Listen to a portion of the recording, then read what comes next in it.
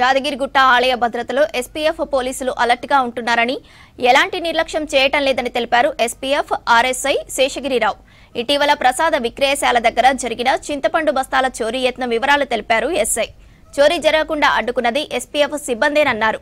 అర్ధరాత్రి ఇద్దరు వ్యక్తులు కారుతో కొండపైకి వచ్చారని, వారు అనుమానాస్పదంగా కనిపించడంతో ఎస్పీఎఫ్ సిబ్బంది, పెట్రోలింగ్ పోలీసులు వారిని అదుపులోకి తీసుకున్నారని చెప్పారు. వారు కొండపై పనిచేసే అవుట్సోర్సింగ్ సిబ్బందిగా గుర్తించామన్నారు. దీనిపై ఆలయ ఈవో 5 సభ్యులతో కమిటీ ఏర్పాటు చేసి విచారణ చేస్తున్నారన్నారు. ఘటనపై ఆలయ ఎస్పీఎఫ్ పోలీసులది ఎలాంటి నిర్లక్ష్యం లేదని స్పష్టం చేశారు.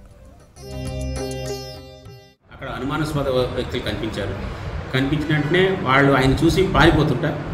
వాళ్ళని వెంటనే వైర్లెస్ సెట్ ద్వారా పెట్రోలింగ్ టీంకి వైర్లెస్ సెట్లో చెప్పాడు.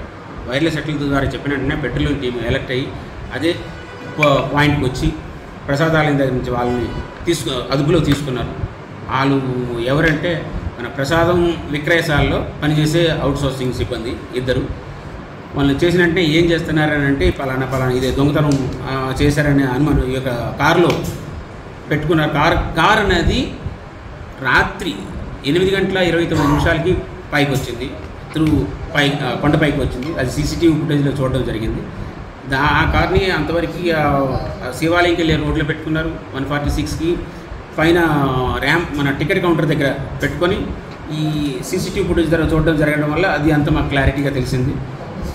అది 6 బస్తాల వరకే అందులో లోడ్ చేసుకున్నారు. ఈలోగా ఈ రెగ్యులర్గా వచ్చే పెట్రోలింగ్ జీప్ పోలీసు సైరన్ విని వాళ్ళు పైకి పారిపోతుండగా మా సెంట్రీ ఆయన అదుపులో తీసుకొని పెట్రోలింగ్ టీంను కొల్లిడి వాళ్ళందరినీ అదుపులో తీసుకొని విచారించి